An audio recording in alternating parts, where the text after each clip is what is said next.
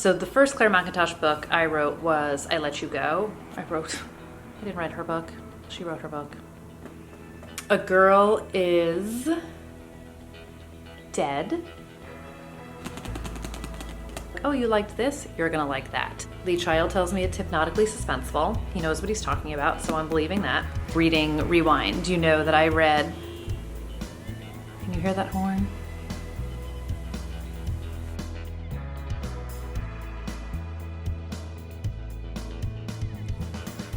Hi everyone, I'm Audrey and welcome back to Chapter and Converse. I have a book depository haul today that I wanted to share with you guys. So it's kind of mystery thriller-esque, which I had mentioned in my newbie tag was really what I gravitate towards, but I had also kind of gone down this YouTube, Booktube rabbit hole of watching people's hauls and reviews, and some of these books, I'll be honest, I don't know a ton about them, which from a thriller standpoint, that's probably good because there's nothing worse than a spoiler, but I took them as recommendations from some of my favorite booktubers. So some of them I'm probably going to be a little bit vague on, but I figured why not, let's get into it. So the first book I got is Let Me Lie by Claire Mackintosh.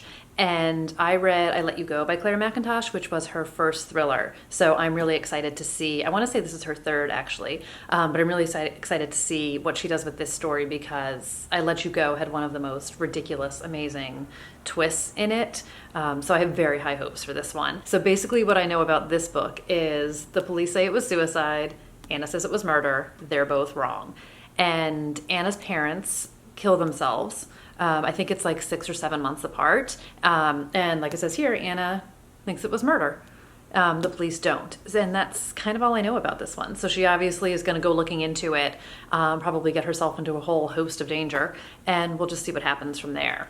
And what I didn't realize at the time that I got it is apparently there's a bonus scene, and this is a special collector's edition. So, I mean, sign me up. This is just, I opened this box and I was like, wow, I thought like the book alone was going to be cool, but then I got these kind of bonus features on top, so I'm all in, excited for this one. So the second book I got is The Talented Mr. Ripley by Patricia Highsmith. So if you watched my November reading Rewind, then you know that I read The Kind Worth Killing by Peter Swanson, which has a little bit of an homage to Strangers on a Train by Patricia Highsmith. And her name was obviously kind of in my head because of that. And then this book in particular, I had mentioned in my new booktuber tag that I also write and I attend a lot of writing conferences. And this book consistently comes up as a must read for aspiring writers or for published writers, whether it is the story itself, how to put a story together, how to craft characters, how to fully flesh out your characters. Everything about her writing in this book is just something that over and over again comes up. So I'm really excited to finally read this. I have seen the movie. I know I'm cheating a little bit, but as always, I would like to think the book is going to be better than the movie, and that was a pretty outstanding movie. So my hopes for this one are really high. Okay, the third book I got is All These Beautiful Strangers by Elizabeth Klehfort. So this is one of those books where if I had gone into a bookstore and seen this, I would have cover bought this one. What I kept hearing over and over again, which is basically enough for me, is it's Gossip Girl meets PLL. So that's about it for me. But no, I'm just kidding. So if you want to know more about it. So basically this follows a girl, Charlie, and she is from, you know, kind of an elite, wealthy family in Manhattan, and she goes to a boarding school in Connecticut and is sort of tapped to join a secret society called the A's. And it sounds very Skulls-esque, where everyone knows the secret society exists, and you have to do a whole bunch of horrible things to be able to get into it, but once you're in, you're golden. So she is all in, wants to be a part of the society, and apparently does a whole bunch of horrible things to get into it, and also starts to uncover secrets about her mom who went to that school, and it sounds like something really shady happened there a long time ago. So that's really all I know about this book. And again, like that's totally, they had me at Pretty Little Liars and Gossip Girl. So this is going to be in my December TBR for sure. So tune back in January to hear what I thought about this one. Okay, next up, again, trying to go in the classic route that I'm trying to commit to for this year. And that's Ordeal by Innocence by Agatha Christie. So I have read some other Agatha Christie's before. I have watched a bunch of Agatha Christie movies, and I just love her. And I mean, honestly, as a mystery reader and writer, I probably should have read all I don't even know, 50, 60, 70 books. I don't even know how many books she wrote.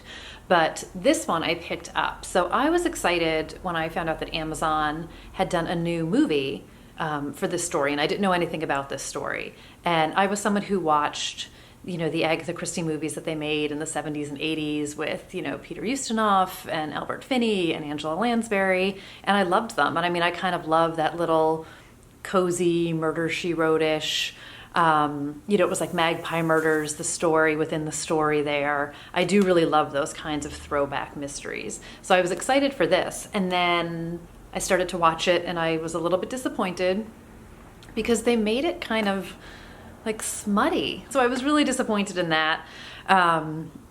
It wasn't my favorite, but I did like the story itself. So I thought, let me do what I should have done in the first place, read the book. This one opens with, you can see this woman is dead here.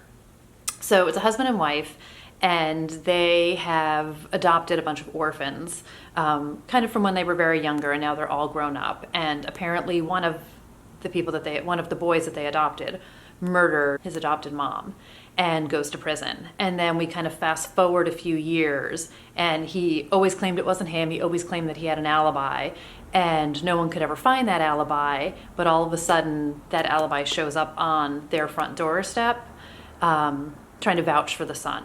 So that's kind of where this story goes and where it takes off from. So I'm excited to see, or actually to read this story, even though I know a bit of it from having watched part of the movie. But I would say no go on the movie.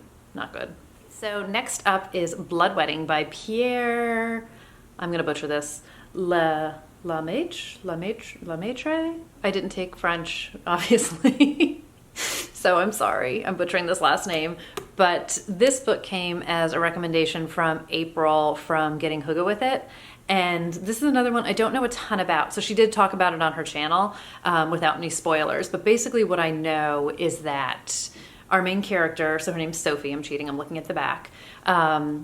Sophie has a problem where she can't remember things. So she will just forget things that have happened. And for some unknown reason, Sophie decides it's a really good idea for her to become a nanny. And she has a young boy in her care, and she wakes up, I think like from a nap, and he's dead. And she doesn't know what happened. She doesn't know who did it. She doesn't know if she did it. She has no memory of it.